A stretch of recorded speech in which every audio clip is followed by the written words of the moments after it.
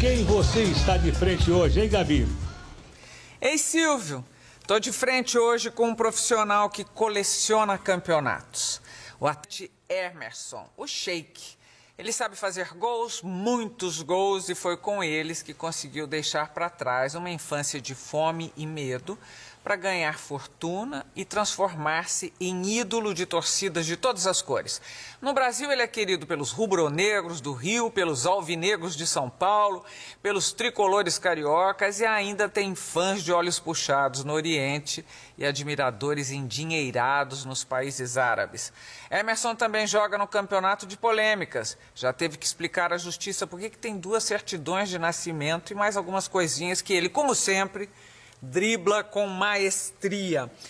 Você ainda tem a macaquinha? Tem, tá em De casa. que tamanho ela tá? Ela tem mais ou menos uns 60, 70 centímetros. Vai crescer muito mais? Cresce um pouco mais. Quanto? Chega a 1, mais ou menos. Ela chama, como é que é? Kuta? Kuta. Esse nome? É preta, em hebraico. Ah, e olha aqui, pelo que eu li, foi todo foi elaborada essa vinda, essa macaquinha na sua vida, não foi? Foi. A chegada da Kuta, ela veio através de um projeto que eu participava na comunidade da Rocinha, no Rio. E eu andando pela comunidade, eu vi um morador que tinha uma da mesma espécie, que é uma prego, e essa não legalizada, a Kuta sim, é. E ele tinha um relacionamento com um animal que me encantou. E daí eu pensei, pô, todo mundo tem um cachorro, um gato, esse cara tem um macaco. Aí comecei a ver, a pesquisar na internet e achei bacana a Kuta. E ela é Comprei. boa companhia mesmo? Ela precisa de cuidados, né? Como todos os outros animais, mas ela precisa de cuidados especiais. Por quê? Porque é um animal silvestre e a gente tem que ter um cuidadinho a mais com ela. Eu sei que você a alimenta com frutas, basicamente frutas. Sim, frutas, verduras, mamadeira, adora leite. E gosta de colo? Muito, dorme às vezes junto. Você tá sem namorar ultimamente.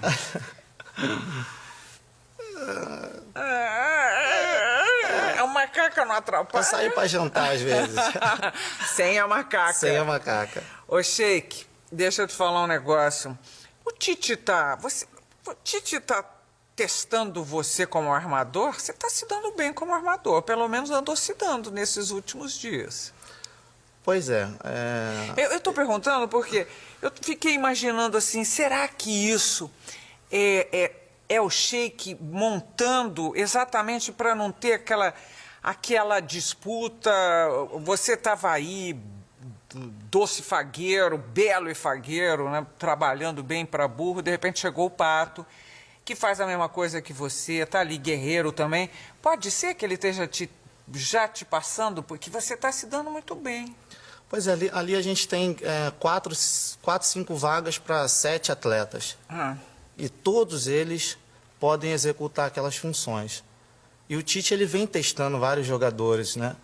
Para que no momento certo ele coloque. Por quê? O campeonato é longo, são vários campeonatos, são competições diferentes, vai precisar de todo mundo. Mas é bom sempre agradar o treinador. É? É bom, porque ele pode contar e sabe que pode colocar numa posição que não é a minha e eu posso executar bem. Você foi muito bem. O grupo, ele vem se destacando, né? E desde a Libertadores de 2012, o nosso discurso é que não tem uma estrela. Existe um grupo de jogadores... Mas você foi a estrela naquela final. Eu tive a felicidade de marcar os gols, diria assim. Mas se o Emerson não marcasse, certamente outro atleta marcaria. A vinda do Pato, eu imagino que vocês se deem super bem. Mas profissionalmente dá um desconforto, uma insegurança ver alguém do tamanho do Pato também e vem e ele joga na sua mesma posição? Não, eu acho que isso é bacana, porque você sempre tem que estar no seu limite. E ele é um querido, é gente boníssima, um excelente profissional. Eu acho que tem espaço para todo mundo jogar, mas é lógico que... Dá uma insegurança. É um jogador da posição, ou seja... Mas eu acho que é bacana, é bom para o Corinthians, bom para o Tite, é bom para nós mesmo, porque são várias competições e vai precisar de todo mundo. Ou seja, eu acho que a chegada dele agrega, fortalece ainda mais a equipe. Essa história do Vasco, sua possível ida para o Vasco, tinha algum tipo de fundamento ou saiu do nada? Eu não tenho certeza porque não fui procurado por ninguém, tampouco o clube falou alguma coisa, meu empresário nem tocou no assunto. E eu estou satisfeito no Corinthians, eu tenho uma identificação com o clube absurda. O torcedor, tem uma afinidade com o torcedor que eu não tive em nenhum clube que eu passei. E eu tenho um contrato até o final do ano com o Corinthians, ou seja, eu quero cumprir meu contrato, eu tenho 34 já. E o meu desejo é encerrar minha carreira no Corinthians. Nós somos mesmo maravilhosos. O Ronaldo me disse que nunca sentiu nada parecido em clube algum, como a sensação de jogar para a torcida corintiana. O meu maior sonho era jogar no Maracanã e vestir a camisa do Flamengo. E eu realizei esse sonho. Para mim não tinha nada maior do que aquilo. 90 mil torcedores, né, gritando, até chegar no Corinthians. É mesmo?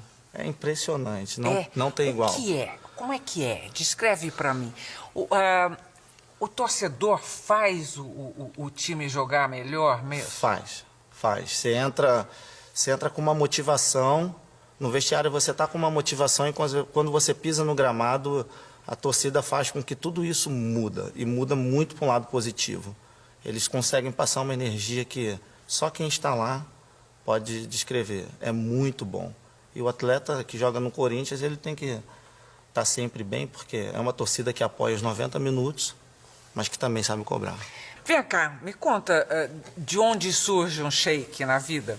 Você nasceu onde? Eu nasci na periferia do Rio de Janeiro, município de Nova Iguaçu. Um lugar maravilhoso, que eu guardo boas lembranças. Me conta da sua infância. Então... Você já brincava, o teu negócio já era bola na primeira infância ou não? Desde moleque. Sempre gostei de futebol.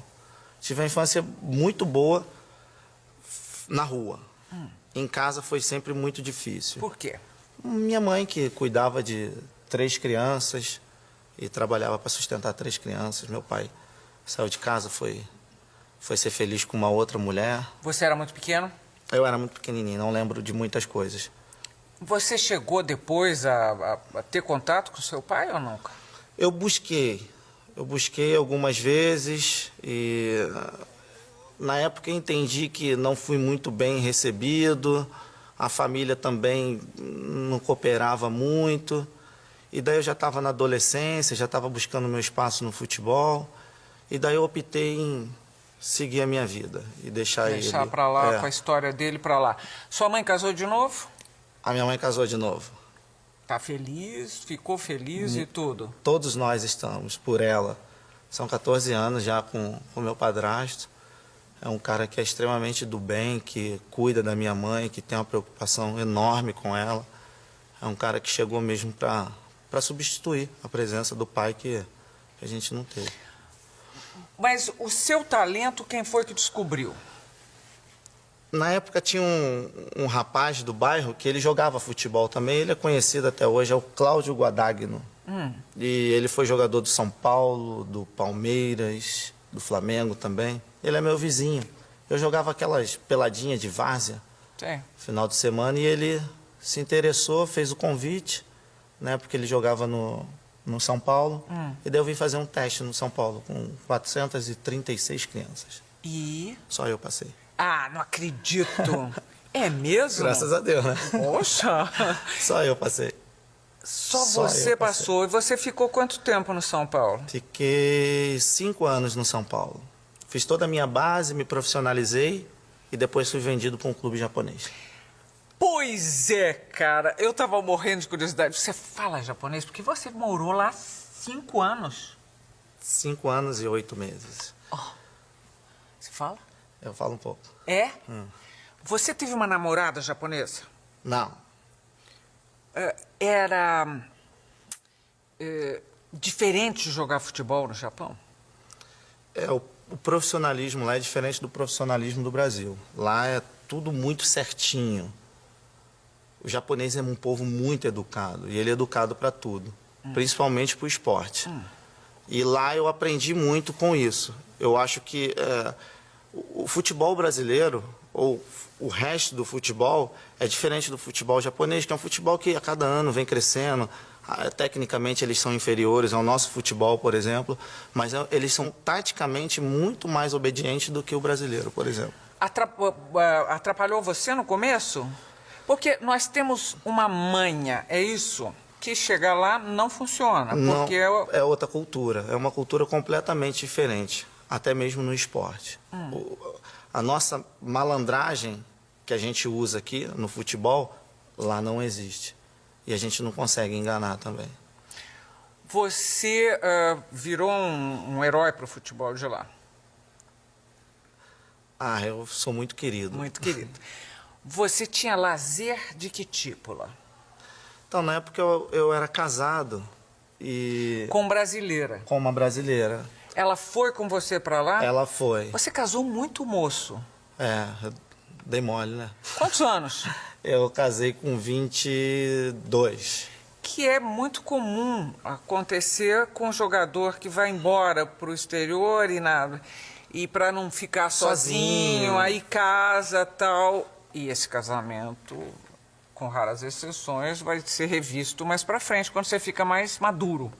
Pois é, eu não consegui conhecer a mãe dos meus filhos direito. Eu vim de férias para o Brasil e eu conheci nas minhas férias e fiquei 20 dias com ela, me apaixonei. É bom, mas me isso também é bom. E daí eu porque queria estar perto, estar próximo, e daí tinha distância. Enfim, daí eu fui pedir a mão do pai, noivado, em seguida já em casamento. Nós fizemos um noivado que nem os pais delas e nem os meus se conheciam. E, enfim, foi uma confusão danada, mas deu tudo certo. Nós fomos morar juntos e nos casamos. Vocês tiveram quantos filhos? 2. 2 filhos. Maravilhosos. E tudo lá no Japão? O Emerson no Japão e o Henry no Brasil. De volta ao Brasil. De volta. Você então não foi direto do Japão para o Catar? Fui direto para o Catar. Espera aí, tem muito para falar, tenho que fazer um intervalo aqui. Nós estamos terminando o primeiro bloco, de frente com Emerson, o Sheik corintiano. Nós voltamos em seguida, até já.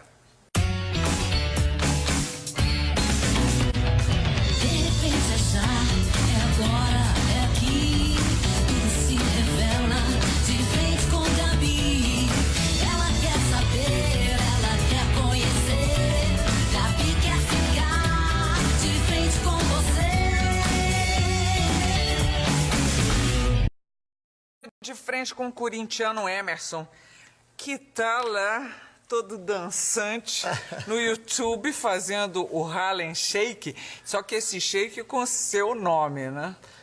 Pois é, foi uma brincadeira que deu super certo, assim, foi ideia do Júlio César, o goleiro, e ninguém estava muito levando a fé à vontade de fazer, mas foi bem bacana, porque foi descontraído, a gente não imaginou que no dia seguinte tinha quase 1 milhão de acessos, né?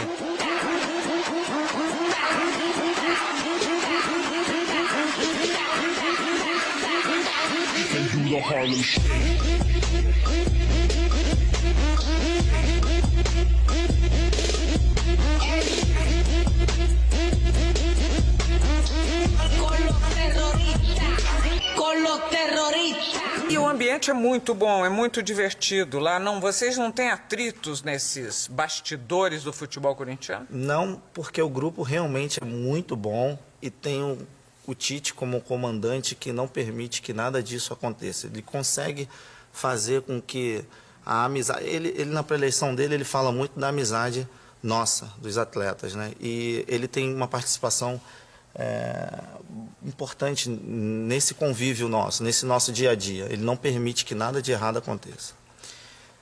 Voltando, lá para longe. Você fala japonês, então? Fala um pouquinho. O que você fazia lá no lazer? No lazer, eu ia para shopping. Eu já não podia andar muito também, porque eu já era conhecido, não podia estar em todos os lugares. Eu tinha vergonha na época, não sabia lidar com essa situação. das pessoas gostarem do meu trabalho e automaticamente da minha pessoa. Então eu tinha dificuldade de receber o carinho das pessoas. Então shopping, cinema, que daí também eu podia aprender o japonês, né, a conversação. Então eu sempre ia. E já era casado também, daí o lazer era mais restaurante, família, essas coisas. Aí você vai pro Catar. Sim. Como é que chamava o clube mesmo? Al Saad. Não, o do Japão era Urawa Reds Diamond. Red Diamonds. Yes. Aí você vai pro Catar e você se naturalizou. Você é catari, é isso? É isso? É isso, Catari. Sim, recebi uma proposta. Eu já estava no Japão há muitos anos, não queria sair. Mas aí recebi a proposta. Daí, família. Os donos do petróleo mesmo. Eu recebi uma proposta do dono do país mesmo. E daí a gente começa a lembrar da carreira, que é curta, que depois tem mais 30 anos para poder viver, que tudo isso passa. Eu sempre tive muita consciência disso. E daí conversei na época com a mãe das crianças, que, não, vamos embora, vamos trabalhar. E daí eu fui para lá. E daí, felizmente, eu caí numa equipe muito boa, com um treinador muito bom. E daí conseguimos ganhar tudo que disputamos. Tudo eu vi mesmo. Eu Ganhamos estudando a tudo. seu respeito, vi que você ganhou tudo. Eu tenho muita sorte. E aí o pessoal te idolatra lá. Eu sou muito querido. Aí veio a proposta para naturalizar. E Para que você então pudesse jogar pela seleção local. Ah, E daí eu naturalizei. E no meu primeiro jogo, foi em 2010 pela seleção, eu joguei, foi um jogo, foi pelas eliminatórias para a Copa de 2010, acho que foi, enfim, sei.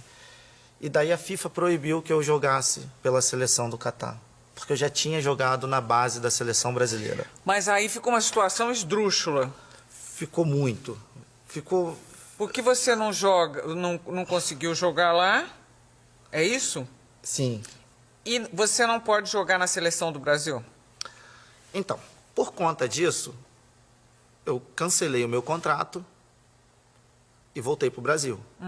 E na minha cabeça, se eu não posso jogar lá, onde que eu vou poder jogar? No Brasil. No Brasil. Tive minha passagem pelo Flamengo, pelo Fluminense, voltei para Dubai, aí já os Emirados. Voltei agora e por conta dos títulos e das boas apresentações, eu comecei a sonhar, por que não?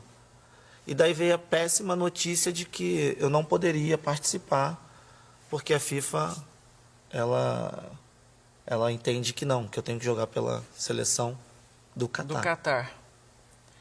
Ficou muito confuso. E isso é irreversível. Vou falar, sei se é ignorância minha mesmo. É irreversível essa sua naturalização? Seria ofensivo? Eu não sei, que situação é essa? Eu acho que em jogar pela seleção brasileira, não impede de eu ser catari. Acho que uma coisa não tem nada a ver com a outra. Eu posso ter a dupla e poder jogar na seleção brasileira. O que não poderia é a FIFA, uma vez me proibir de jogar na seleção do Catar. E aí não te admitir na brasileira. Bom, Onde que eu jogo? o que tem? Advogado cuidando disso ou não? Tem o escritório do meu empresário, o pessoal correndo atrás, mas aí tá um pouco devagar por conta da idade, né? E, se fosse uma outra época, a gente ia chegar um pouco mais forte, mas ficou confuso. A FIFA se enrolou um pouco. Bom, eu acho que você desiste muito fácil. Não tem gente convocada que está na sua faixa? Não. O Kaká já andou convocado. Sim, mas o Kaká ele é 80, o Kaká é 2 anos mais jovem, né? Até poderia. Eu acho também que a idade não muda absolutamente nada. Mas aqui no Brasil a gente tem uma regrinha de que... E tem o lance da renovação, e a seleção está buscando novos atletas. Aí já pensando na Copa, ou seja, não sei. Você se dá bem com o Filipão? Acho que sim, acho que sim.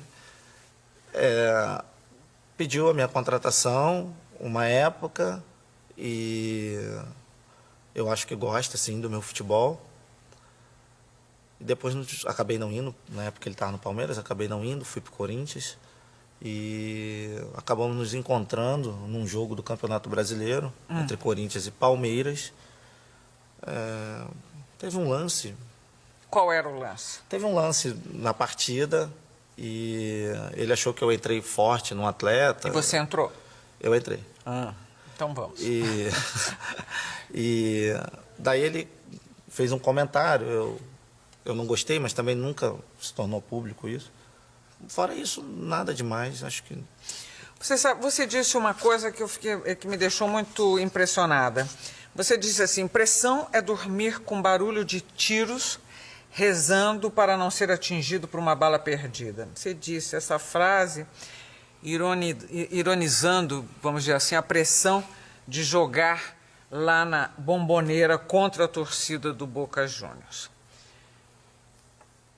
Essa infância que você dizia que fora de casa era legal, dentro não era tanto, teve isso também, não teve? Eu fui parar aí, minha cabeça funciona mais ou menos assim. Você estava falando que houve comentários. Você não é um cara que leva desaforo para casa. Você discute, não discute. Você diz coisas, não diz coisas. Eu tenho uma personalidade fortíssima. Bom, então eu imagino se essa personalidade também não foi forjada num ambiente em que a violência era uma constante, não era? Diária. Diária. Era tudo muito difícil. Nossa, começa por onde? Tiroteio atrás de casa, os caras fumando, cheirando no quintal de casa. E quando matavam alguém, jogavam atrás de casa também. Por que atrás da sua casa? Por quê? Em que lugar Porque você estava? eu morava num lugar muito feio. A minha mãe invadiu um terreno junto com a minha irmã e ali elas construíram um barraquinho. Era o lugar que a gente tinha para morar.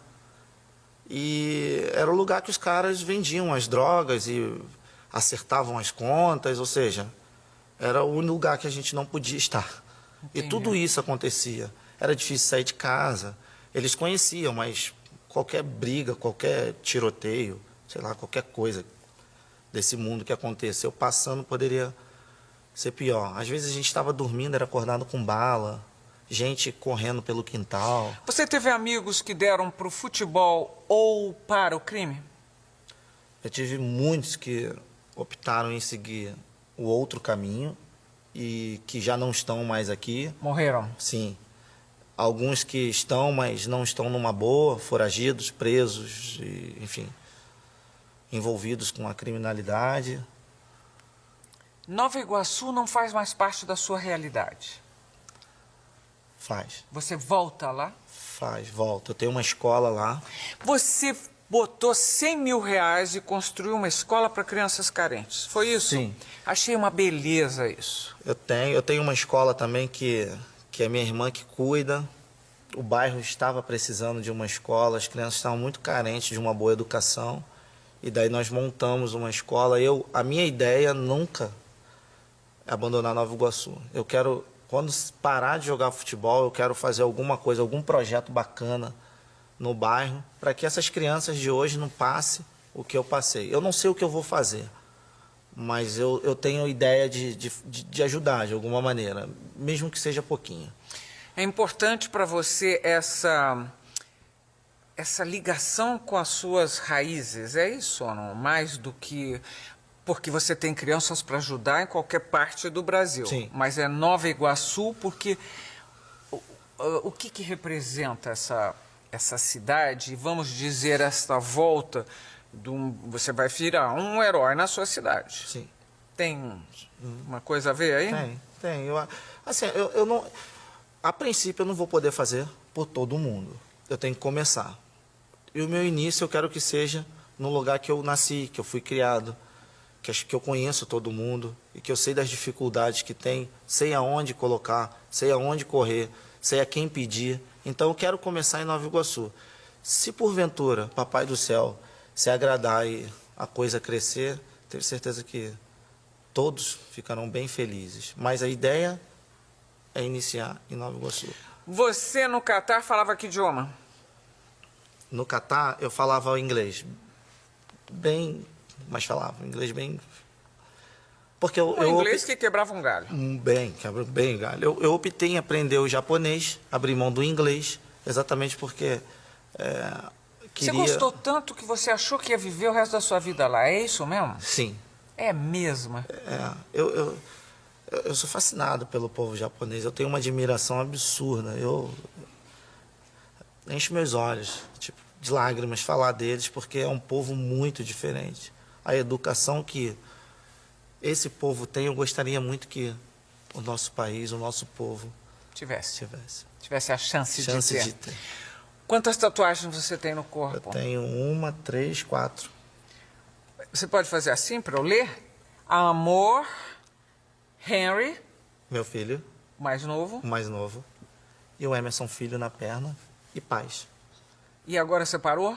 Ou vai fazer mais? Dizem que esse é um processo que, iniciado, não para mais. Não, eu estou satisfeito com as minhas, bem feliz. Você é um metrosexual? Fala! Sei, Você é? Tem um guarda-roupa imenso? muito. É? Do que é que você gosta mesmo? Do que eu gosto mesmo? Eu gosto de tudo um pouquinho. Eu acho que... Eu acho que quando não passa do limite, tá bom, tá de bom tamanho. E você é muito perfumado também. É minha pele. É a sua pele ajudada com o bom do perfume. Ele se trata muito bem. Nós estamos terminando o segundo bloco de frente com Emerson. Nós voltamos já já. O Shake. De frente com Gabi.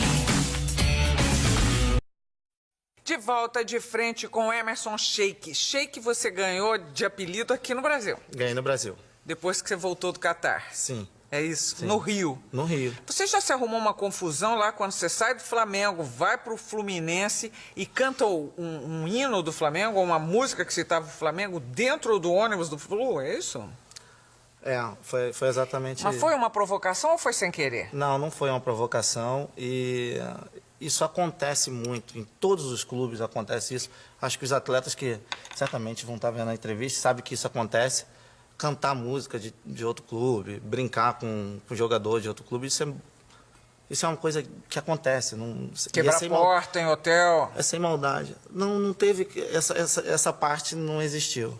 Essa parte não existiu. Mentira? É mentira. Essa notícia que eu li é mentira? É muita mentira. Bom, então eu emendo e pergunto para você, qual é a sua relação com a mídia especializada? A imprensa esportiva. Como é que você se relaciona com ela? E, aliás, você como vê os comentaristas que foram jogadores? São bons comentaristas? Entendem mesmo de futebol, olhando de fora? Acho que sim. Eu tenho uma admiração absurda por todos que estão, porque eles são coerentes em tudo que falam. E falam, é lógico que eles estão ali para dar a sua opinião. Eles saem de casa para dar a própria opinião. Mas eles leem a partida e falam exatamente o que está acontecendo. E não vejo ninguém que saia do normal. Acho que todo mundo que está trabalhando está seguindo uma linha bacana. O meu relacionamento com a imprensa esportiva eu acho que é bacana. Eu tenho um bom relacionamento com todo mundo. Eu só não gosto da perseguição. E você é muito perseguido? Eu acho que sou um pouco. Quando você fala perseguição, é perseguição no que escrevem ou perseguição atrás de você? As duas coisas. Ah, é? As duas coisas. Mais no que escrevem. Eu acho que hoje, o jogador que antigamente era normal, que a galera chamava de bad boy, que não é o meu caso, eu não me considero um bad boy, e hoje já não tem mais esses jogadores que antigamente brigavam, que faziam um monte de coisas, hoje não tem. Os clubes não aceitam mais. E eu sou o cara que eu falo o que penso. Eu acho que esse é o grande problema. Tem gente que... E existe a perseguição também. O bad boy virou o cara que fala o que pensa. Você diria isso? Sim. Então você está dizendo que todo mundo está um pouco cordeiro, abaixa a cabeça. Você está falando isso também? Eu acho que a alegria do futebol, do nosso futebol, é exatamente essas brincadeiras que é a gozação de um clube com outro, não desrespeitando a instituição, tampouco nenhum profissional. Mas é brincadeira, de que perdeu, e daí joga uma piadinha. Eu acho que isso é bacana, de uma maneira que não ofenda. E hoje em dia, quando há uma brincadeira, eu sou um cara que brinco muito. Quando o rival perde, eu vou lá e faço uma brincadeirinha. Sim, você andou comprando uma briga com quem? Peraí, eu tenho aqui. Léo, lateral esquerdo do Santos. Foi no Twitter o negócio, foi isso? Foi, mas daí, nesse caso, o próprio Léo, ele teve a grandeza de reconhecer que ele realmente errou. Como é que foi isso? Foi no dia que o Corinthians viajou para o Japão, a torcida do Corinthians fez uma enorme festa no aeroporto internacional e passou um pouquinho dos limites. Mas eu achei que cabe à polícia, os responsáveis, enfim, organizar tudo isso, porque sabia que o Corinthians estava viajando e que uma grande multidão iria ao aeroporto para poder desejar boa sorte, enfim, passar uma energia boa. E o Léo, que não tem absolutamente nada a ver com o clube, com o torcedor, ele acabou desrespeitando ali não só o Corinthians, mas como o pai, a mãe, a criança, o idoso. E ele acho que acabou também esquecendo que por trás de uma camisa de futebol existe um pai de família, um cara que trabalha e que chega em casa e tem que educar seus filhos. Eu acho que naquele momento ele perdeu a razão. O que você me fala da situação dos torcedores na questão da Bolívia?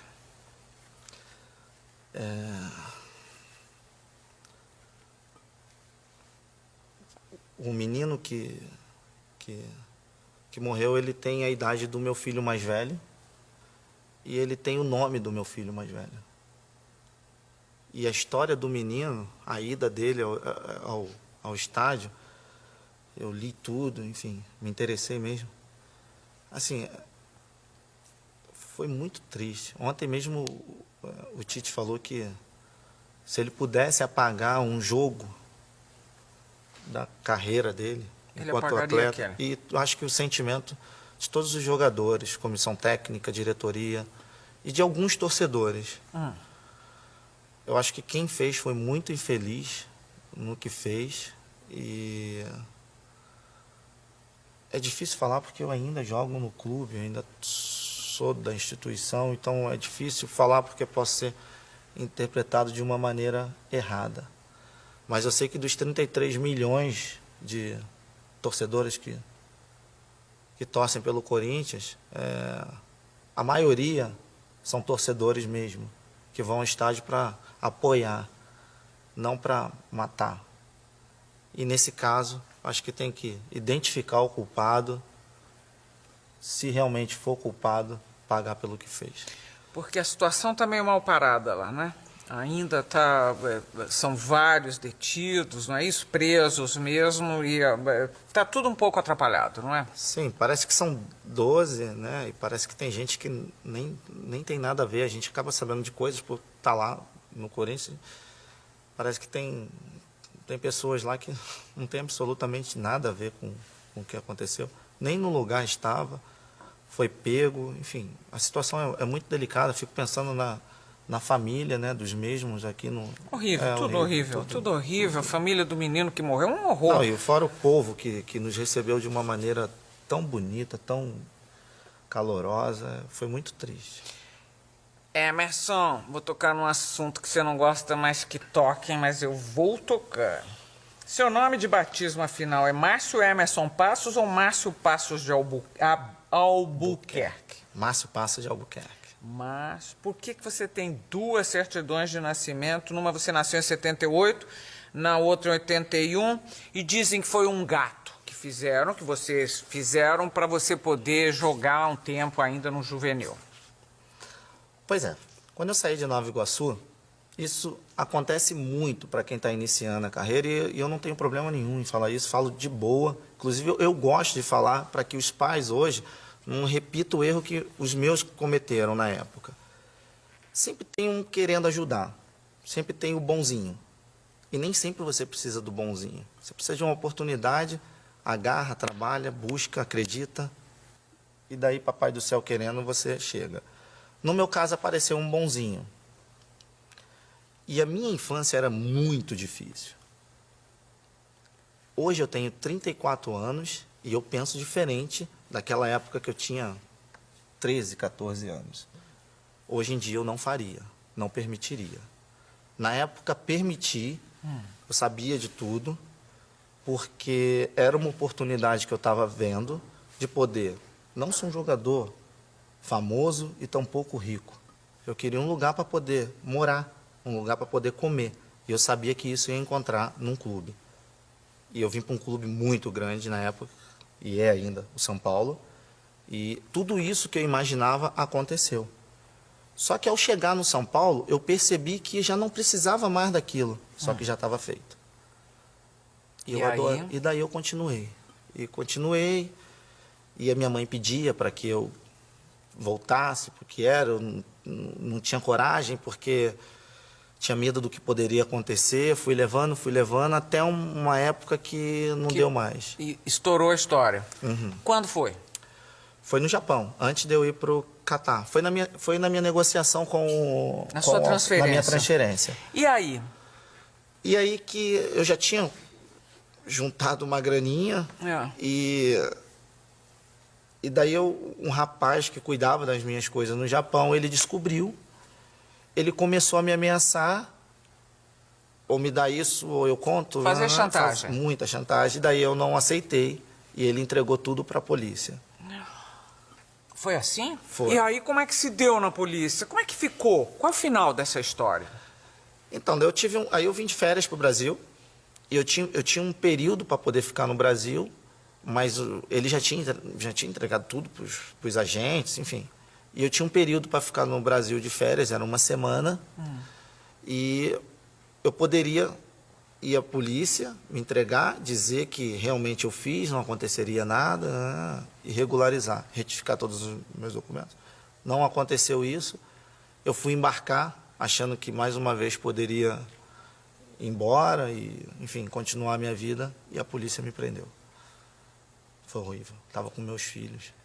Foi muito triste. E o que deu com a sua identidade? Então, o que você ficou agora? Daí eu fui preso. Para poder sair eu tive que pagar fiança, e daí tive que pegar minha certidão, essa do Márcio Passos de Albuquerque, e fazer todos os meus documentos novamente. De novo. E hoje é Márcio Passos de Albuquerque, porém é o Emerson, ninguém me chama, todo mundo me chama de Emerson. De Emerson. É. E a história do que você tinha uma complicação braba foi com o Ministério Público, ainda é? Ainda é. Você está sendo acusado de lavagem de dinheiro e contrabando. Lavagem de dinheiro eu não estou sendo acusado mais, agora eu estou sendo acusado de contrabando. Foi por causa da questão do carro? Do carro, é. Você estava sonegando imposto, é isso? Diminuindo o valor do carro? Ou teve uma transação de compra, descompra, compra... Uma confusão desse tipo. Eu quero só colocar que eu não fiz nada de errado enquanto era criança, na época que eu poderia fazer. Então, sempre que eu vou contar essa história, eu prefiro ir lá atrás e dizer que não é possível que depois de tudo que eu conquistei, eu fosse me envolver com uma coisa tão feia dessa. Eu comprei 2 carros na porta da minha casa, com uma pessoa que era muito amigo, que vivia e convivia comigo, com minha família, com meus filhos, diariamente. Eu comprei os carros com essa pessoa. E os carros, eu não sabia, entrou ilegalmente no Brasil. Não tem nada a ver com o valor do carro. O valor do carro foi pago de acordo com o modelo do carro. O problema é que o carro entrou no Brasil de uma maneira errada. E agora, como é que está essa situação? E agora eu estou sendo acusado de... Não só eu, né? Porque o meu nome é o que está bombando. Mas tem muito mais gente. Foram mais de 100 carros apreendidos e com a mesma situação. Pessoas que comprou o carro de boa fé, sem saber de nada, e acabou... Inclusive, quando aconteceu a operação da polícia, eu já tinha vendido os carros há 6 meses antes, a data que a polícia prendeu os carros. Só que um dos carros estava no meu nome ainda, que o menino não passou. Estou dando esse problema todo. Bom, por mim, estou satisfeito com a sua resposta. Quer dizer, não sei o final dela, mas eu estou satisfeita. Então, a tua história é que você fica no Corinthians até quando você acha que você se aposenta? Não sei, se eu continuar correndo igual eu corri ontem... Metido, exibido? Não, brincadeira. Qual foi o primeiro grande presente que você deu para sua mãe quando você fez a sua primeira grana considerável? Na verdade, não foi um presente, foi exatamente a grana. Eu ganhei R$500 na época que eu jogava no Rival, no São Paulo. Eu cheguei em casa ainda nesse barraquinho de madeira e chamei minha mãe e minha irmã na cama. Eu peguei um ônibus de São Paulo para o Rio, o dinheiro estava todo na cueca. E eu cheguei em casa e comecei a jogar o dinheiro. Brincando na cama, a gente tá rico e tal. Foi o presente que eu dei todo o dinheiro para minha mãe. Bom, depois que você começou a poder comprar Porsches, como a que você veio aqui hoje, a BMW e aqueles da confusão tal, você deu o que para ela? Então, minha mãe, ela mora num lugar muito bacana. Eu presenteei minha mãe há 3 anos atrás com uma casa que é muito legal, de frente para a praia. Ela tem um carrinho muito bacana também. E eu acho que por tudo que ela fez por nós, ainda é pouco. E fora o amor, que esse sim não tem preço. Olha, termina aqui mais um bloco de frente com Emerson, nosso shake. Voltamos daqui a pouquinho, até já. De frente com Gabi.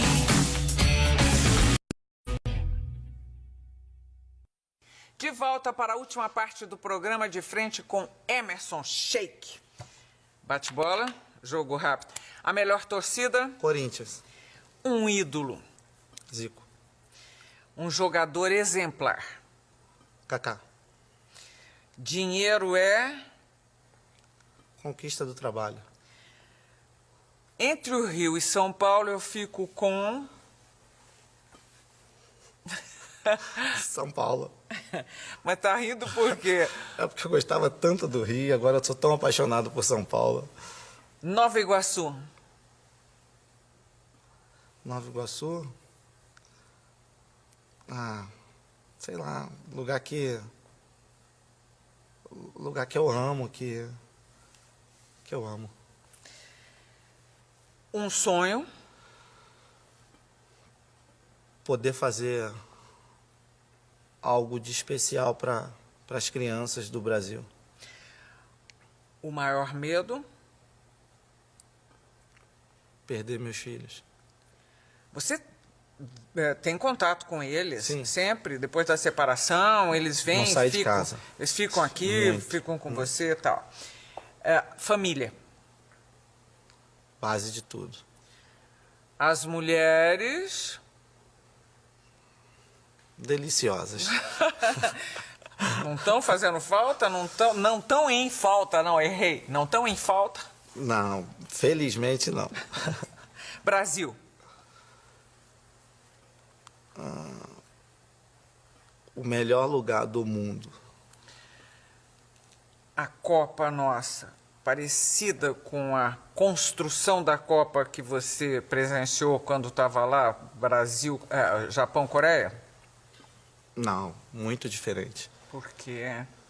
Porque lá todos os prazos, todas as datas que deram foram cumpridas e aqui no Brasil já muitas coisas em atraso, mas a gente continua acreditando, mas bem diferente do que foi lá. E Emerson por Emerson? Um cara